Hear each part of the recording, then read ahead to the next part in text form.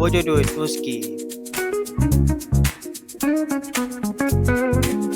হে guys, good morning bro. তো এখন চলে যাই আমরা ঘরে।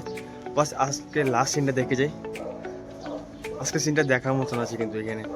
বাট অনেকদিন ঘুরলাম, মজা করলাম, এনজয় করলাম। আবার হয়তো কবে আসবো না জানি না।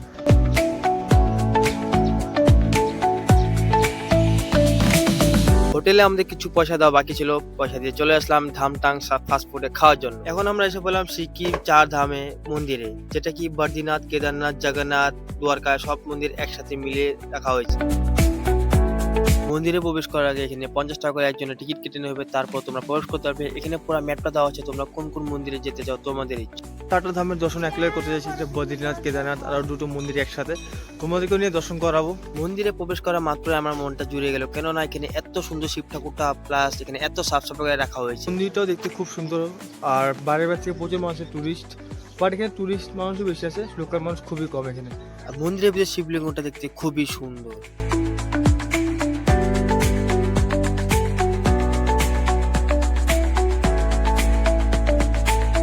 সামনে ছিল অনেক বড় ঘন্টা, না বাজালে কি হয়, আমি চান্স একটা বুম করে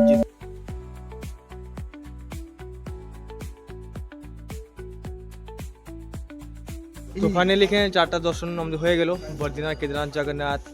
সো এখানে একটা জিনিস দেখলাম, এখানে রুদ্রাক্ষ, সেটার গাছ এখানে। সো আমরা পেলাম 2-3টা, সেটাকে দেখি অরিজিনাল হয় না, চেক করা যাক। সো আমাদের এখানে ছেলেগুলো একটু বললাম না, বেশি একটু জ্যাং জ্যাং দেখতে তো মনে হয় অরিজিনাল, বাট এটা দেখতে হবে কি